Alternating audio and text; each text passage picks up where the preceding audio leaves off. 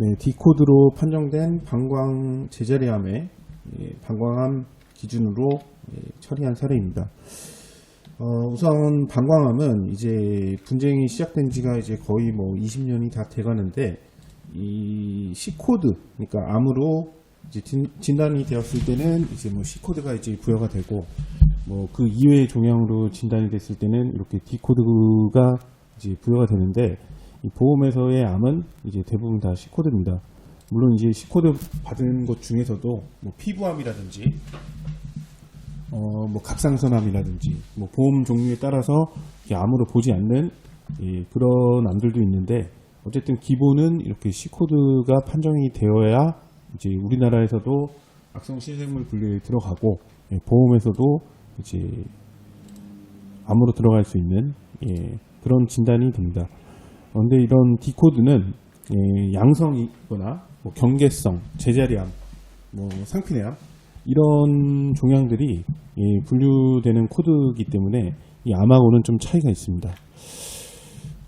그런데 이제 방광암 분쟁은 C코드가 진단이 돼도 이렇게 이제 지급이 거절되는 그런 형태인데, 이 케이스를 보면은 C67로 진단이 돼서 이제 암보험을 청구를 했으나 보험사에서는 현장 심사를 진행을 한 거죠. 그 이유를 여기에다 뭐 정확하게 명시는 안 돼 있지만, 이 보험사가 이제 진단서랑 조직 검사 결과지를 보고 이게 타당한 진단이고 타당한 검사 결과면은 이제 뭐 별도 조사가 필요 없다, 이렇게 되면은 보험금 지급이 바로 이루어지는데, 지급이 안 될 만한 내용들이 있으면 이렇게 현장 심사 이런 것들이 진행이 되고 의료 자문까지 이렇게 하게 되는 그런 이제 케이스들이 있습니다. 간혹 가다가 이런 의료 자문이나 이런 거에 대한 피해들을 잘 모르시고 나를 위해서 이런 조사나 이런 것들을 한다고 생각하시는 분들이 아주 간혹 계신데, 그 실상 뭐 가입자를 위해서 이렇게 비용을 써가면서 이런 것들을 다시 검토하고 이렇게 할 필요는 없거든요. 그냥 지급을 하면 되는 건데, 추가적인 비용이랑 뭐 지급이 나왔을 때 이제 이자까지 부담해야 되는 이런 절차를 아무 이유 없이 이렇게 진행하지는 않습니다. 이 케이스도 암으로 이렇게 진단은 됐으나 병리 검사 결과에서 상피내암, 뭐 제자리암으로 볼 수 있을 만한 내용이 있었기 때문에 보험사는 이거 한번 확인을 해보고 맞으면 처리하겠다, 이런 식으로 안내를 한 거고, 가입자는 의사가, 나를 수술한 의사가 이제 암으로 진단을 했기 때문에 암으로 나올 것이라고 생각하고 이런 절차들을 동의를 했지만, 이거는 뭐 뻔한 결과입니다. D코드로 이제 진단이 바뀌었고 D09.0으로 그 다음에 뭐 상피내암에 해당한다 해가지고 이제 그렇게 지급하겠다고 했으나, 뭐 가입자는 이제 당연히 화를 내고 수령까지 이제 거절을 했는데, 이런 걸 안 받는다고 해서 뭐 보험사가 뭐 꼼짝 못하는 게 아니라 이렇게 그냥 접수를 취소해버리는 이런 식으로 처리를 해버리고 있습니다. 그래서 이런 C코드가 이제 암으로 진단된 사례에서도 이렇게 문제가 일어나는데, 저희가 처리한 사례는 이게 D코드고 방광 제자리암으로 이렇게 진단이 됐고요. 최종 진단입니다. 그리고 병리 검사에서는 아까 이제 살펴본 그 C코드 진단 사례랑 거의 비슷한 결과입니다. 이렇게 비치물성 요로 상피암종으로 진단이 됐고 저등급이고요. 그 다음에 1기 이상으로 이제 볼 수 있을 만한 뭐 결과가 없었기 때문에, 검사 결과가 없었기 때문에 이제 D코드로 판정이 된 거죠. D09.0.